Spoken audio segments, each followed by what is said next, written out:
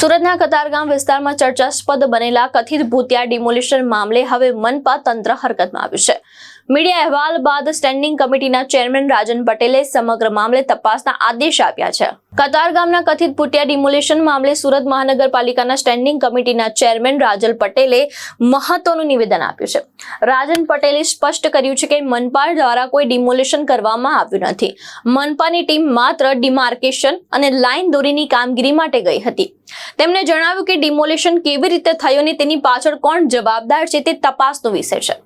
આ સમગ્ર મામલે તપાસના આદેશ આપવામાં આવ્યા છે અને તપાસમાં જે હકીકત સામે આવશે તેના આધારે કાર્યવાહી કરવામાં આવશે। પોલીસ ફરિયાદ અંગે પૂછાતા રાજન પટેલે જણાવ્યું હતું કે હાલ તપાસ ચાલી રહી છે અને તપાસ પૂર્ણ થયા બાદ આગળની કાર્યવાહી અંગે નિર્ણય લેવાશે।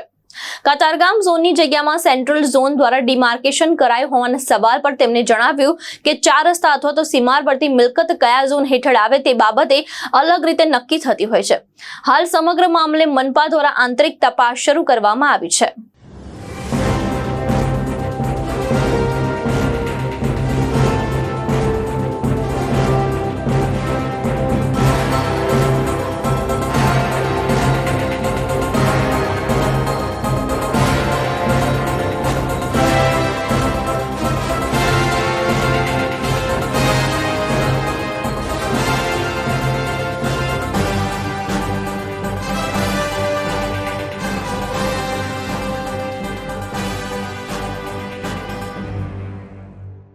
મીડિયાના મિત્રો તરફથી જ આ જાણકારી મળેલી હતી કે નાસિરનગરમાં ડિમોલિશન થયું છે।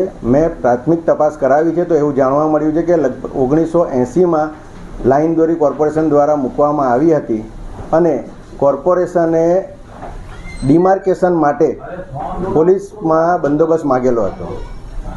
તો ડિમોલિશન કઈ રીતે થયું આખું? ડિમોલિશનમાં કોર્પોરેશનનો કોઈ રોલ જ નથી। હું એ જ કહું છું, કોર્પોરેશને ફક્ત ને ફક્ત ડિમાર્કેશન માટે જ કાર્યવાહી કરી છે। તો ડિમોલિશન કરી કોણ ગયું છે?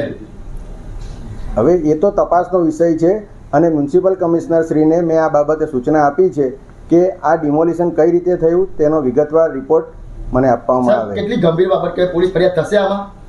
હું તમને એ જ કહું છું કે અમે તપાસનો ઓર્ડર આપી દીધો છે। સર, પાલિકાના નામે 100 મકાન તૂટી ગયા, પોલીસ બંદોબસ્ત સેન્ટ્રલ ઝોને માગેલો હતો, એ જ ટાઈમે બીજા લોકો આવીને કરી ગયા હતા। હું એમ જ કહું છું, અમે ફક્ત ને ફક્ત ડિમાર્કેશન કરવા માટે પોલીસ બંદોબસ્ત માગેલો હતો।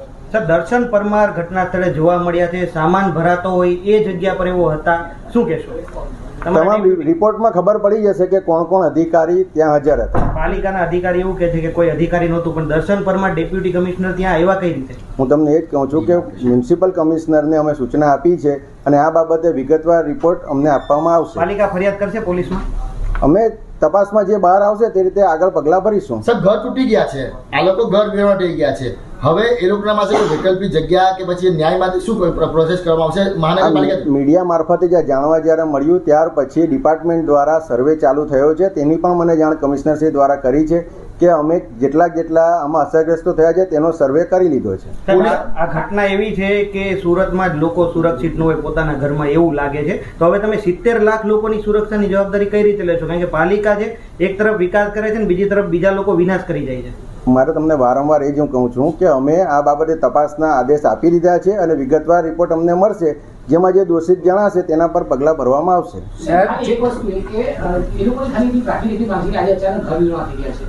નોટિસ નથી આપીને થઈ ગયું છે તો એસએમસીને પોતાની જગ્યા મળી જાય, પરંતુ એમને કોઈ સ્થાનિક વૈકલ્પિક જગ્યા મળશે ખરી? કેવું આયોજન આપવું? આ સર્વે એના માટે જ કરવામાં આવ્યો છે કે એ એકચ્યુઅલમાં કોર્પોરેશનની માલિકીના જગ્યામાં ઝૂંપડા હતા કે ખાનગી માલિકીમાં હતા। જો ખાનગી માલિકીના ઝૂંપડા હોય તો કોર્પોરેશને એમાં કોઈ પણ મદદ કરવાની રહેતી નથી। જગ્યા કતારગામ ઝોનની હતી તો એમાં લાઈન દોરી સેન્ટ્રલ ઝોન કેમ કરવા ગયું હતું? વેરો કે લોકો કતારગામ ઝોનમાં ભરે છે તો સેન્ટ્રલ ઝોનના અધિકારી કેમ? હું એ જ કહું છું કે ભાઈ આજે 4 રસ્તાની જે મિલકત હોય છે તેમાં અંદર ઝોનમાં કયા ઝોનને લાગે છે તે નક્કી નથી હોતું, એને કારણે કદાચ આ ગૂંચવણ સર્જાયો છે કે તપાસમાં તમામ વસ્તુ જાહેર થઈ જશે। બાજુની બિલ્ડિંગ બને છે એને ફાયદો કરાવવા આખી ઘટના હોય છે અને આજે તમે રિપોર્ટ કહો છો એમાં શું ફરક હોય છે?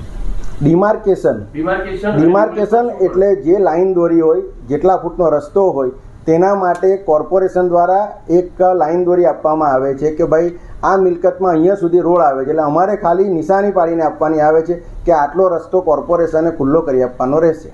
સર નિયમ શું કહે છે, જો અગર મહાનગરપાલિકાની જગ્યા પર હોય તો પણ નોટિસ આપવાની કે શું નિયમ શું હોય છે? આ 1980માં લાઈન દોરીનો અમલ થઈ ગયેલો હતો અને જે તે સમયે કદાચ નોટિસ આપી પણ હશે. તપાસમાં તમામ વસ્તુ ખુલ્લી થઈ જશે. ભાવેશ ઉપાધ્યાય, દ્રષ્ટિકોણ ન્યૂઝ, સુરત.